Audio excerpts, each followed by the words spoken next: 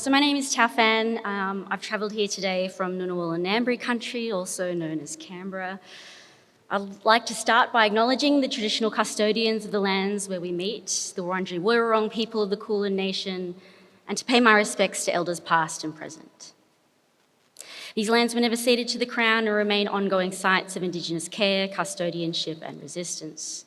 Always was, always will be Aboriginal land. I'd also like to take a moment to thank Shelley, Anna, Freya and the entire ACCA team for all your meticulous labour in putting together this exceptional event. And of course, to all of you for generously giving your time. I'm really looking forward to the conversations that follow. And also just before I begin, I'll make a really small language warning as well. Okay, so. The world is fucked. A mess of toxic exposures. From land and bodies unevenly marked by the legacies of industrial-scale petrochemical production, to viral variants whose fast mutations outpace the distribution of tests, vaccines, and political will to protect people over profits, to the resurgence of actual neo-Nazis whose repugnant agendas spill into information ecosystems and onto the steps of Parliament. For feminist writer Bell Hooks, the phrase white imperialist capitalist patriarchy gives a precise name to the source of all this fuckness.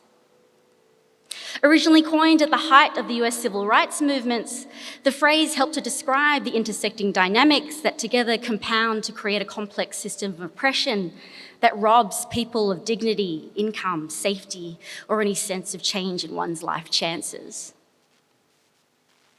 For Hooks, these dynamics are worthy of naming because movements that had so far mobilised themselves for freedom and emancipation from these oppressive systems had failed to grasp the phenomenon in full. In failing to name, they failed to account for the pernicious forms of racism, classism, sexism, and other forms of daily subjugation that define the experience of those she called the silent majority. A descriptor that has since been fucked by populist leaders, but at the time she meant as the women who are most victimised by sexist oppression. In fighting against the fuckedness of the world, these movements were themselves guilty of committing the same harms, reproducing the same logics of domination they so reviled. She writes, Black activists defined freedom as gaining the right to participate as full citizens in American culture. They were not rejecting the value system of that culture. Consequently, they did not question the rightness of patriarchy. This was also true of dominant strands of feminism who, in her words, were paying lip service to revolutionary goals while being primarily concerned with gaining entrance into the capitalist patriarchal power structure. She argued that many in the feminist movement had mistaken self-interest for collective struggle, using the radical rhetoric of resistance and revolution to advance an essentially conservative and liberal agenda aimed at protecting their own class interests. For Hooks, any movement that actively sought inclusion rather than liberation from the white imperialist capitalist patriarchal system was, she said, essentially corrupt. In other words, its aims and ambitions were absolutely fucked. So what can be done if everything is fucked? If movements intended to protect and tools designed to unfuck this world are also undeniably fucked? How do we establish an ethical movement if the high bar of freedom from corruption and complicity is the starting point? What if corrupt tools are all that we have? To stay oriented towards justice in this context might just mean coming to terms with being fucked, feeling fucked, and trying one's best not to fuck over others, even if the structure within which one operates compels and rewards us to do so. To riff on Donna Haraway, it demands a staying with the fuckedness. of not surrendering to abstract futurism and its affects of sublime despair and its politics of sublime indifference, but rather to learn how to live better in a world that is unjust and corrupt. To start not with an insistence on innocence and purity, but with the harsh realities of complicity and compromise. In Haraway's now legendary essay, A Manifesto for Cyborgs, Science, Technology and Socialist Feminism in the 1980s, she created a chart depicting changes to modes of domination in response to the material, ideological and epistemological conditions of late 20th century technoscience. So in the original chart, the informatics of domination sits adjacent to white capitalist patriarchy. The movement from one to the other, from white capitalist patriarchy on the left to informatics of domination on the right, does not signal a departure or end of one regime and beginning of the next, but is rather a prompt to discuss white capitalist imperialist patriarchy in all of its contemporary late versions. In this case, it's how the white capitalist patriarchy is inextricably tied to the politics of informatics. How autonomous systems hide the global networks of exploitative human labour they are reliant upon. How the clean and weightless image of cloud infrastructure is materially dependent on the capitalist colonialist fantasy of infinite mineral extraction. And how smart tools designed to counter historic wrongs like discrimination and bias have instead entrenched regimes of opaque, colourblind racism. The informatics of domination thus signals the emergence of a new set of circumstances through which to contend with the old challenges of white capitalist patriarchy. But one of the ironies of this rhetorical move is that it begins to undo the vital work of naming that Hooks had so assiduously insisted upon. It unnames the dynamics of oppression. It displaces the question of power and responsibility. While domination continues as a key feature, it is no longer flagged as explicitly white, explicitly capitalist, or explicitly patriarchal. Without these anchors, the informatics of domination is open to interpretation and is suddenly amenable to the very logics it was intended to critique. So consider AI ethics. Once an area centred on hypothetical inquiries into the very broad and abstract moral conundrums posed by machines that in many cases did not yet exist, AI ethics has now become a bona fide professional field of practice. Selling ethical clout and expertise to institutions and big tech corporations alike, these ethics experts or ethics owners capitalise on the promise to limit the harms caused by AI systems and technologies by operationalising and integrating principles like fairness, accountability, and transparency. In short, they promise to make AI less fucked by reprogramming and redeploying the structures and logics of informatics. So one example is Perspective API, an AI-powered tool designed to detect so-called toxic comments online. Perspective API is an investment between two of Alphabet's subsidiary companies, Jigsaw, an online safety tech incubator, and Google's counter-abuse technology team. Toxicity online poses a serious challenge for platforms and publishers, they write. Online abuse and harassment silences important voices in conversation, forcing already marginalised people offline.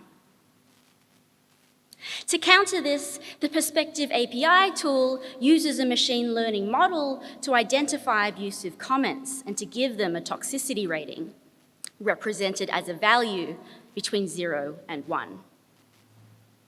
The score can then be returned to commenters as feedback, assisted moderators in their review processes, or to filter out toxic content for readers. So as a means to explain how their system works, the Perspective API website features an animation of a speech bubble with the comment, "Shut up, you're an idiot." A user selects the attributes they wish to measure, such as sexual explicitness, profanity, degree of threat, and the bubble is then placed inside of a box. The colours of the side of the box blink to process the comment, spitting out a rating that identifies it as 0.99 toxic, 0.04 sexually explicit, 0.93 profanity, 0.99 insult, and 0.15 threat. So what does it mean to describe something as 0.99 toxic? In this case, it means that a group of online crowd workers were paid to label a data set as containing specific attributes, including their belief that a comment or phrase is toxic. Once labelled, the data set is used to train a set of models, a BERT-based natural language processing model and convolutional neural network. These models are then used to produce a probability score that reflects the patterns and trends of these human crowd workers and their likelihood to label a comment in a particular way. So a score of 0.99 means that based on the training data, 99 out of 100 human crowd workers are likely to tag a comment with a specific label, toxic. And there are obvious limitations to these kinds of ethical AI projects. Perhaps the most basic is that the model contained explicit biases against phrases used to describe marginalised groups. Terms like black, gay, Muslim, woman, feminist, and deaf consistently receive higher toxicity ratings, something that Jigsaw attributed to a combination of biases in the human annotators creating the training data and an overrepresentation in abusive and toxic comments targeted at these specific groups. So by training on a corpus of racist, sexist, homophobic, nationalistic, and ableist data, the model effectively created a proxy relation between toxicity and identity. So as one user discovered, the more identity terms used, the higher the toxicity rating. So for instance, the phrase, "I am a man," received a 20% toxicity rating, whereas the phrase, "I am a black woman," receives an 85% toxicity rating.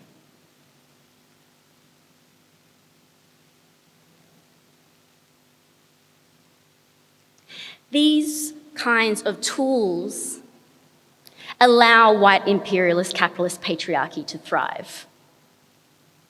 They make subtle substitutions: toxicity for racism, solutions engineering for justice, those who experience a problem with the problem itself. Each substitution forms part of a chain that abstracts the effects of domination and oppression away from its causes. An informatics of domination practiced as an informatics of generic substitutions. Indeed, terms like toxicity are arguably useful because they are vague, apolitical, and frame actions like harassment and abuse as discrete external phenomena that, like material waste, can be cleaned and removed to restore an existing structure back to its pristine state. Fixing toxicity here is framed as a return to purity. But like so many eugenic principles, purity is an ideal enforced through elimination and violence. Purity's intolerance for anything labelled toxic manifests in the crude creation and policing of borders. A pure public discourse, one free of toxic language, necessarily imposes a set of values that denigrates any use of language that sits outside as something less than. A respectability politics that finds its analogue in the colonial practices of British imperialism. So to use a trivial example, in Australian English, the word fuck is considered a part of daily vernacular.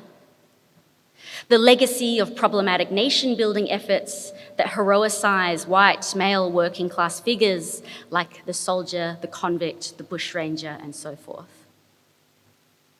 In defining itself against British Imperial English, uncouth words like fuck are now common features in Australian parlance.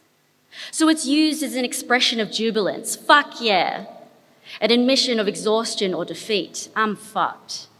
A void of nothingness, fuck all, or even a resolute determination to get the job done. I didn't come here to fuck spiders. The Perspective API online demo prudishly gave the opening line of this talk, "The world is fucked," an 84.6% rating of likely to be toxic, a rating that would flag it as unfit for public discourse. An informatics of domination expressed as an informatics of middle-class manners. In another example, the AI research and development company OpenAI has been experimenting with tools to help fix the problem of toxicity in their generative models. So in April 2022, the company publicly released its text-to-image model DALL-E 2. The release marked the culmination of a number of public experiments with prompt-guided image generation, starting from the concurrent release of CLIP and the first version of DALL-E in January 2021, and eventually leading to the development of CLIP-guided diffusion by AI generative artist Catherine Crowson a year later. Researchers at OpenAI took up the architectural innovations proposed by Crowson, utilising the vast corporate data resources available to them to train an image generation model with unprecedented capabilities. The realism of the images produced by DALL-E 2 substantially shifted the public discourse, which until then had been preoccupied with the perceived dangers of large language models to the perceived dangers of large image models, political deepfakes, synthetic celebrity pornography, copyright circumventions, and first and foremost, racial bias.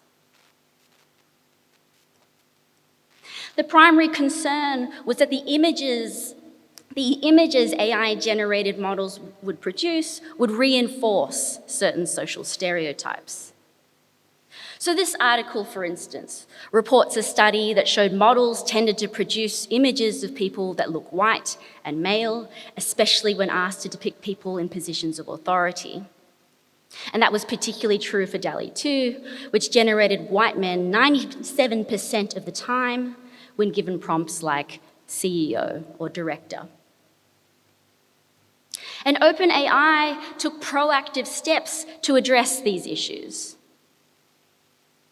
So on July 18 of 2022, they released a statement contending that they were implementing a new technique so that DALL-E generates images of people that more accurately reflect the diversity of the world's population. While the technique in question was not further specified, a user comparing DALL-E 2 images before and after July 18 would have seen a concrete improvement, with more equally distributed gender and race attributes. So here's an example of sort of a before and after, right? With a set of images on the left are images produced in response to the prompt of an image of a CEO before the mitigation technique was applied. And then this image on the right, which is produced in response to the same prompt after it was applied. And you can see the solid differences in terms of representation of Black women, Asian women, and so on. Given the technical opacity of this fully trained model and the proprietary nature of the data set used to train DALL-E 2, the user could only assume that OpenAI had either vastly improved its sampling techniques or had actually found a way to de-bias their model. OpenAI boasted about the efficacy of their approach. They said, based on our internal evaluation, users, that is online crowd workers, are 12 times more likely to say that DALL-E images included people of diverse backgrounds after the technique was applied. We plan to improve the technique over time as we gather more data and feedback. But neither of these assumptions, however, turned out to be correct. So instead, the same day, Twitter user Andy Bao posted the result of an experiment where they prompted DALL-E to produce so-called empty signs by supplying the seemingly incomplete prompt, a sign that spells, with no further instruction. Curiously, DALL-E 2 returned images with people holding signs that spelled words like woman, Africa, black, Asian, or female, leading users to the conclusion that OpenAI's debiasing technique simply consisted in the tacking on of gendered or racialized keywords to some, but not all of the prompts. So here's another example using the prompt, a lawyer holding a sign that spells, where you can see words that gesture to modifiers like East Asian and African. OpenAI's technique then consisted of literally putting words into the user's mouth. It didn't fix the model, it fixed the user. A few years later, and what is now called prompt transformation, is now a common practice across many generative AI models, with the latest version of DALL-E, which is now completely integrated with ChatGPT and uses ChatGPT to completely rewrite user prompts. So this is what you get now if you ask for a lawyer holding a sign that spells. Unsurprisingly, this approach has now gone strangely awry. Only 3 weeks after the introduction of their own text-to-image model, Google decided to suspend the image generation features of its newest generative AI model, Gemini, over accusations that it contained an anti-white bias.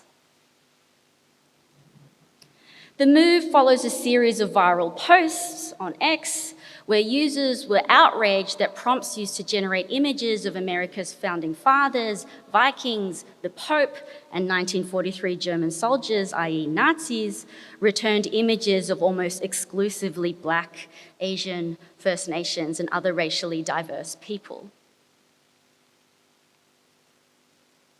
And conservative commenters jumped on these technical inaccuracies, using them as evidence that Google had been infiltrated by an insidious woke ideological agenda that was rewriting the historical record and discriminating against white people.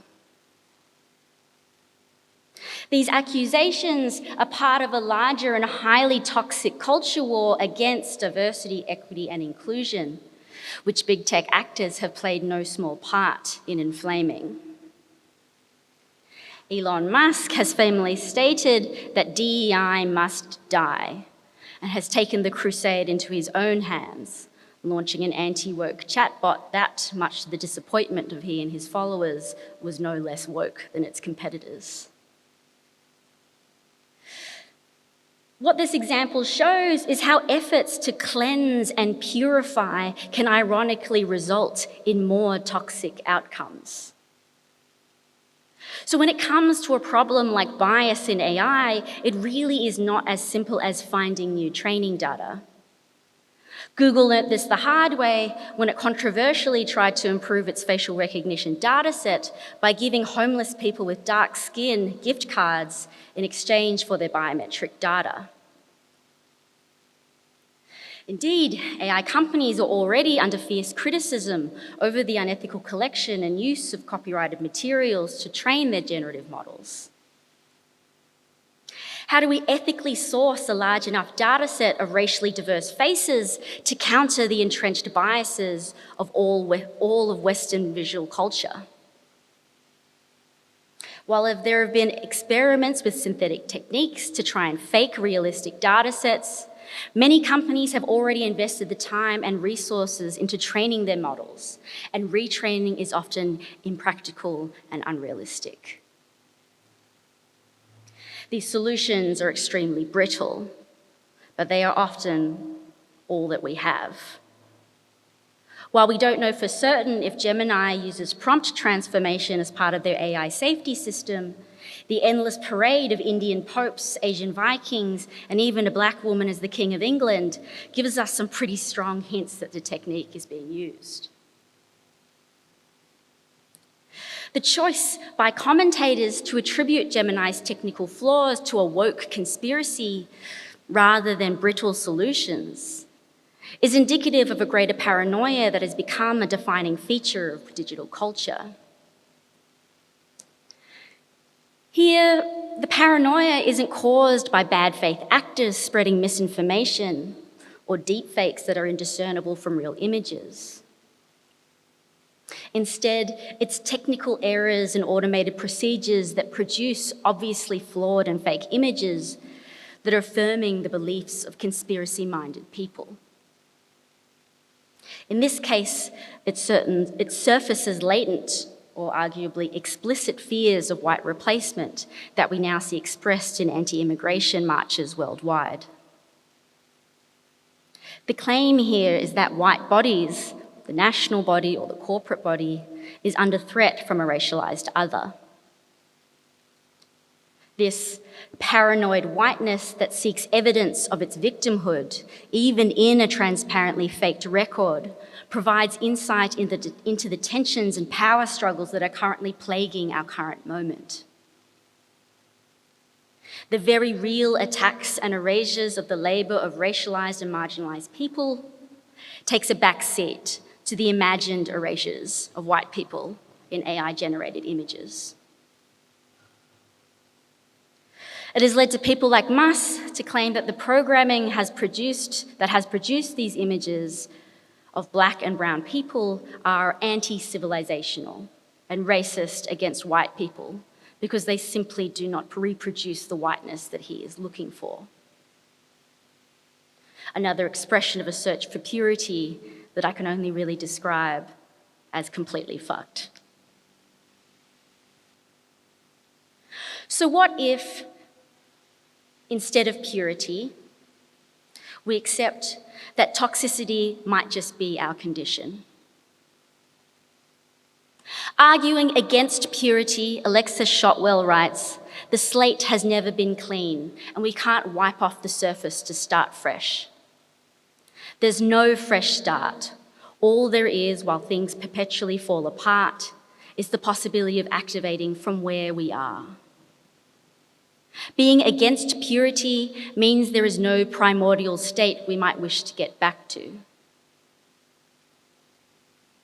To be against purity is to reject figures like Musk and their conservative nostalgia that calls for a return to a pristine pre-DEI past, and to reject the individualization of responsibility that a personal score for toxicity implies. It means not hiding behind vague and apolitical terms because one is uncomfortable or afraid to acknowledge the bad feeling of complicity that comes with naming racism for what it is. The strange thing about toxicity is that anybody can be a victim of toxicity, right? It helps us get away from naming white imperialist capital patriarchy.